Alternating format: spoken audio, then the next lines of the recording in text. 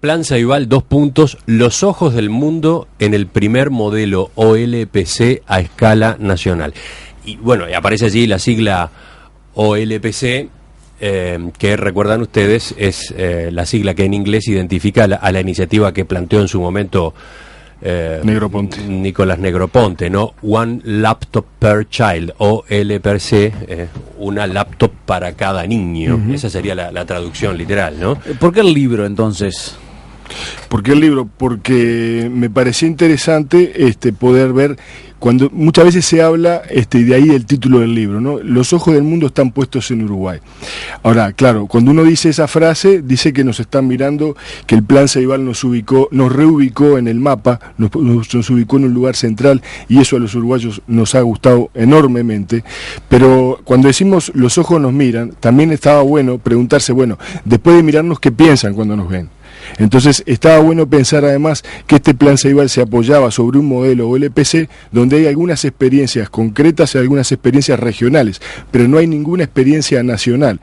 Entonces estaba bueno, y el porqué de este libro es pensar, bueno, ¿qué piensan otros autores de los modelos OLPC? ¿Qué piensan otros autores del mundo referentes de la educación 1 a 1? ¿Y qué piensa también la gente que está involucrada en esto? ¿Qué piensa, bueno, de lo que está sucediendo efectivamente con nuestro modelo que está en construcción? Me llamó la atención esa frase que Juan Andrés citaba al comienzo de la introducción. La idea es dejar de lado veleidades y narcisismos, eso de continuar siendo la Suiza de América o de pasar ahora a ser la Finlandia de América. ¿Qué es lo que hay detrás de esa frase? La impresión de que nos hemos agrandado demasiado con respecto al éxito del Plan Ceibal. Yo creo que hacía mucho tiempo que no nos sentíamos todos tan orgullosos de algo nacionalmente, ¿no? Inclusive a pesar de haber clasificado al Mundial, todos los jugadores, cuando uno le preguntaba, decía, terminamos sufriendo. En este caso el Ceibal no sufre. El Ceibal es algo que nos devuelve una identidad, nos devuelve una imagen de país que está adelantándose a su tiempo, como lo supo hacer a comienzos del siglo XX, ¿no? Que está dando un paso importantísimo, que nos está ubicando en un lugar de país culto, que nos encanta eso, o sea, nos encanta ser un país que pueda jugar bien al fútbol y que pueda tener un buen asado, pero también nos gusta ser un país culto. Y el Plan Ceibal nos ha devuelto esa imagen de país culto, de país que avanza, de país que innova. Entonces, ahí hay una parte que a todos nos enorgullece. El peligro de esa frase, digamos, es caer en una cosa, un espejismo, y por esas veleidades no poner de manifiesto algunos aspectos que siempre aparecen en todo proyecto que uno debe ir corrigiendo, ¿verdad?, para transformarse en lo mejor que podamos ser, como termina la frase. Es interesante, porque de hecho tengo la impresión de que ha existido en estos meses, en estos años, una tendencia a la autocomplacencia, ¿no?, con respecto al Plan Ceibal, y se ha minimizado el espíritu crítico con respecto a cómo está funcionando y qué impacto está teniendo, ¿no? Claro. Yo creo que estas son las cosas, yo ayer pensaba, ¿no? Estas son las cosas que surgen cuando un libro sale al mercado y uno se da cuenta de cosas que de repente no había pensado anteriormente. Y hay que hacer una aclaración también, que es un tema de tiempos editoriales. Este libro se terminó de editar, digamos, a comienzos de año, donde la situación también era un tanto diferente en algunos aspectos, y esos son tiempos editoriales que, bueno, que a uno lo afectan en algunas actualizaciones, ¿no? Lo que pasa es que esto nos toca emocionalmente. Entonces el Plan Ceibal nos ha tocado emocionalmente, nos ha ubicado en ese lugar, y se nos está quizás haciendo difícil poder empezar a ver algunas sombras que son importantes para poder corregirlas. Ahora, en ese claroscuro, en ese juego de luces y sombras, son muchísimas más las luces que las sombras, ¿no? Muchísimas más las luces que las sombras, y eso también cabe destacarlo, porque si no nos podemos quedar también en la idea de que por nombrar algunas sombras esto se puede de alguna forma caer o no se puede sostener. Y lo que sí ha habido, me parece, es que si uno entra, por ejemplo, en algunos foros, uno puede ver una cantidad de críticas que no se han llevado al debate público. ¿A qué nivel? A nivel de los docentes, a nivel de los usuarios, a nivel de los padres, a nivel sobre todo de preguntas de ¿para dónde vamos? O sea, preguntas hechas a nivel interno, a nivel de país. A nivel, a nivel de sus usuarios, sobre todo de los docentes, que es en todos estos modelos, o LPC, o en todos los modelos educativos 1 a 1, y en el libro aparece, una de las debilidades más importantes son los docentes, porque acá tiene que haber una apropiación tecnológica que es muy difícil lograrla, pero no es difícil lograrla en Uruguay. Es difícil lograrla en Uruguay, en Canadá, Canadá, en Australia, en España, en México, en cualquier lado. Ese aspecto aparece en el libro. En el comienzo, en particular, usted hace menciona que es un proyecto que fue definido en forma primera y originariamente como político y que irrumpió inconsultamente en el terreno educativo uruguayo y obligó por consiguiente a pensar acerca de sus implicancias en todas las áreas afectadas una vez que ya casi estaba en el ruedo. Uh-huh. ¿De qué manera entonces se tradujo eso?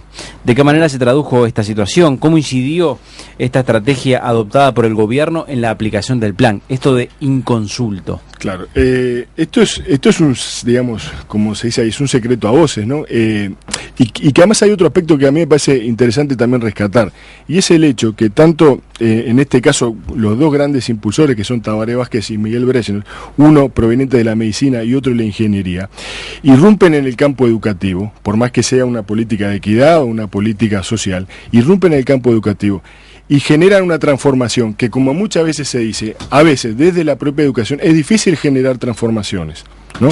Entonces, esto que fue inconsultamente fue porque muchas veces, se maneja que los debates a nivel educativo llevan tanto tiempo, y en tecnología el tiempo es un tirano. Entonces, no se puede hacer debate sobre educación cuando está de por medio la tecnología, porque cuando uno terminara de debatir, ya esa tecnología de la que estábamos originalmente hablando quedaría obsoleta, probablemente.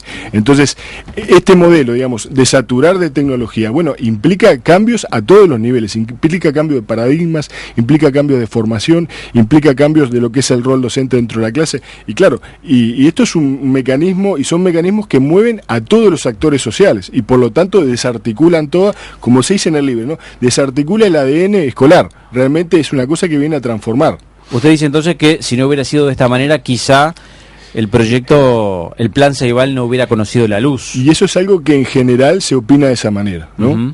Ahora, digamos que la ventaja de haberlo aplicado de esa manera inconsulta fue que se ejecutó, que se pudo llevar a la práctica. El inconveniente es que, desde el punto de vista pedagógico, sobre todo, estos primeros tiempos son a los tropezones. Claro, pero además, porque desde el punto de vista pedagógico no hay que olvidarse que estamos hablando de un cambio de modelo, de un cambio de paradigma, en el cual tampoco hay saberes establecidos, ya no a nivel local, sino a nivel regional, a nivel mundial, sobre cómo se hace esa transición, sobre cómo se hace para conciliar las tecnologías, por ejemplo, con los programas escolares, que esto es un tema.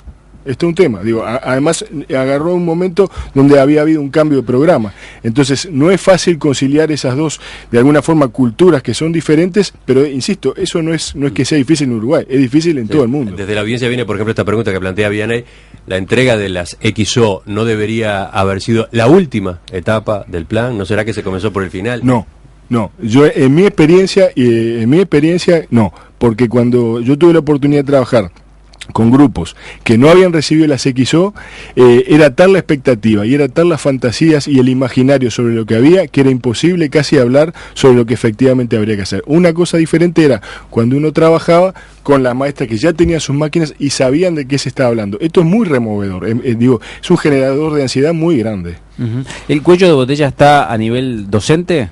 Yo creo que sí, pero insisto, para aclarar, no es a nivel de docencia del Uruguay, es a nivel de docencia en el mundo, porque acá hay, digamos, una valoración que se hace, que es, los jóvenes hoy se han denominado nativos digitales, ¿verdad? Porque han nacido en esta cultura digital, están inmersos en ella, la manejan.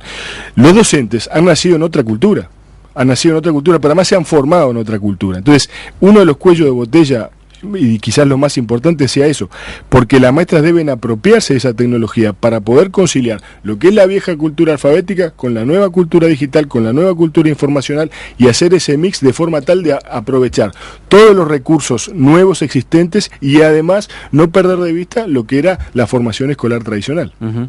Porque usted menciona en el libro que si bien la llegada de las XO sirvió como motivador para los estudiantes, se generó a nivel de los docentes una fuerte angustia y resistencia y temor a no poder. Y sí, eso es algo que aparece siempre, porque es inevitable, porque es algo que ha sucedido en todos los lugares, sigue sucediendo, que cuando uno está familiarizado con un sistema, con un modelo, inclusive si a uno le cambian, a uno mismo que pueda tener cierta, digamos, afición a la tecnología, cuando uno le cambian un sistema, tiene que reaprender una cantidad de cosas. Bueno, en este caso era reaprender a ser maestro dentro del aula, con niños además que uno ve que tienen un nivel de apropiación que es cualitativamente distinto al que tiene uno. Entonces, eso implica un cambio a nivel del rol docente, de ser de aquel viejo portador de conocimientos a ser un facilitador, a ser un mentor, a ser alguien que ayuda a gestionar el conocimiento, y todo eso es muy generador de angustia. ¿Y cómo se ha estado trabajando en ese plano? ¿Cuál es la evaluación a esta altura del campeonato,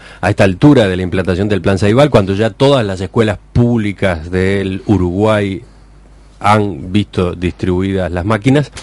¿Qué pasa con los docentes? Bueno, ¿cuánto se avanzó en su formación para estar prontos para aplicar esta tecnología? Ha habido dos etapas. Una primera que fue pero vayamos un poquito antes.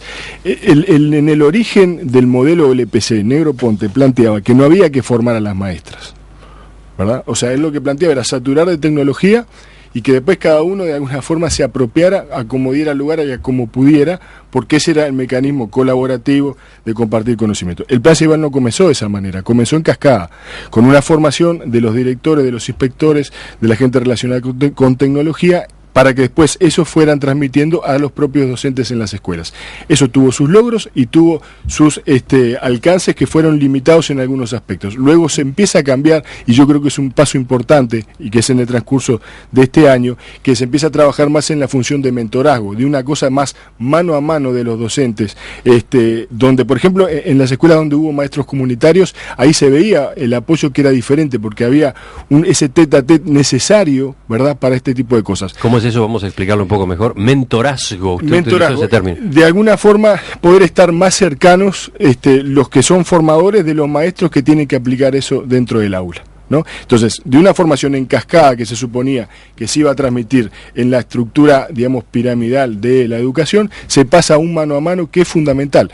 Porque, ¿qué pasa? Los jóvenes en general se pueden manejar con tutoriales, se animan a manejarse con tutoriales donde no hay personas, pero los docentes precisan, necesitan y han reclamado que haya otra persona que sea capaz de darles una mano y lo sientan muy cercano en esto, y con el cual puedan compartir estas ansiedades y estas angustias que son propias de esta situación de cambio importantísimo. Pero originalmente en la concepción o el LPC de Negroponte, esa faceta, ese aspecto no estaba contemplado. Ese aspecto no estaba contemplado. Entonces, Uruguay, cuando lo aplica su LPC a su estilo, eso lo cambia, ¿verdad? Eso lo cambia porque empieza a aplicar un modelo de formación que entiende que es necesario y que después se empieza a corregir y que luego también se sigue corrigiendo. Y lo que es claro, que el Plan Ceibal es un modelo que no es acabado. El otro día en la presentación del libro, Mariate decía, cuando se entregó la última computadora, recién comenzó el Plan Ceibal. Y yo estoy muy de acuerdo con esa frase, porque es algo que no comienza con la primera computadora, ni va a terminar nunca. Y eso sería lo bueno, lo prudente, que esto pudiera seguir siendo en construcción un modelo en beta permanente, porque la tecnología no funciona a los tiempos de la educación. La tecnología funciona en un constante cambio y va a haber un ayornamiento necesario, tanto con la tecnología como con la propia formación de los docentes. Hoy, ¿todos los maestros y maestras manejan la informática? La informática, ahí hay que... Porque esa era la primera dificultad, una tan elemental como esa, ¿no? Está en proceso de... No solamente la dificultad o las carencias en cuanto a la utilización de las XO desde el punto de vista pedagógico. Había muchos maestros o maestras que no estaban familiarizados con la tecnología, punto. Seguro, sí.